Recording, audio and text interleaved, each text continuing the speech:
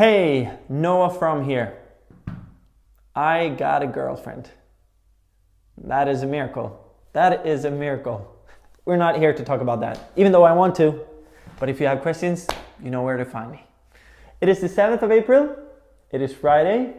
And I had this story on my mind. And I thought I might as well share it with you guys. A couple of months ago, I was on the train up to Stockholm. And I would meet this young man, maybe 17, 18 years old, named Omar. He was a refugee who had made his way all the way from Syria to Sweden. And we would start to play a little bit of throw and catch, so to speak, chat along. And as we were speaking to each other, we were talking about his trip, and I was just so fascinating. He did not travel by some fancy airplane or train or something like that. I mean, mud, mountains, valleys. It was, But then we got down to, I asked him, about the war, the mess down there. And why did he think that would happen, And I was expecting maybe some political answer, the Sunni, the Shia, the warlords, or, something like that. And he would just catch me right there. And he would say, broken English, not that mine is that good, but he would say, "No, Noah, sometimes I think that war in Syria maybe happened so I can get to Sweden." And I was just like, wow.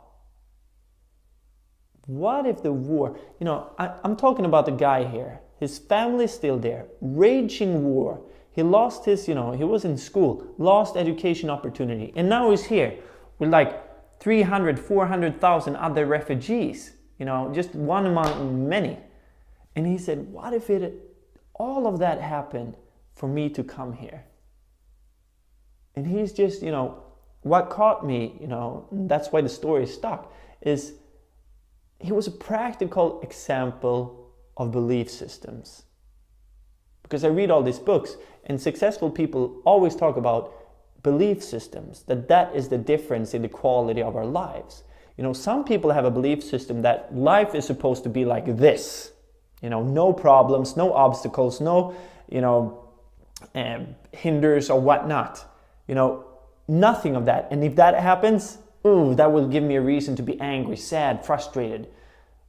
And that kind of belief system, that kind of mindset, that will give you a rather painful experience of life, because problems is a sign of life. The only people without problems are the one living on the graveyards, and they are not even living, So that is a belief system that doesn't work that well, right?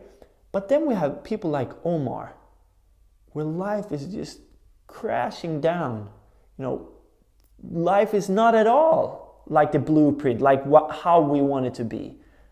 But still, he has a belief system that says, what if there is a reason behind it all? Like Omar said, what if the raging war and everything that I lost, what if that happened for a reason? And that mindset just changed it all. Why the story caught me was, I think in my situation, my picture of how all of this would work, what I would do, how my clients would respond, nothing had really turned out the way I wanted to. But with the mindset like Omar, like everything that happens, there is a lesson to learn. There is something. It's like life brings us all of those challenges so we can reach down deep in and learn something and pull out and discover the potential. Life doesn't happen to us, it happens for us. And Omar is an example of that. And if we just can keep that in mind, and instead of asking like, why does this happen to me? We can ask ourselves questions like, what is great about this? What can I learn? I mean, those questions might be absurd, but it also brings another perspective. Like, what can I learn here? I'm not leaving empty-handed. What can I learn? Who can I become? So yeah, I just want to share that with you. And if you're in a situation, if you're angry or frustrated or sad, ask yourself, what do I have to believe about life in order to feel that way? And if you're happy, and if you're just, marveled about life and just excited, ask yourself, what do I have to believe in order to feel this way? Yeah.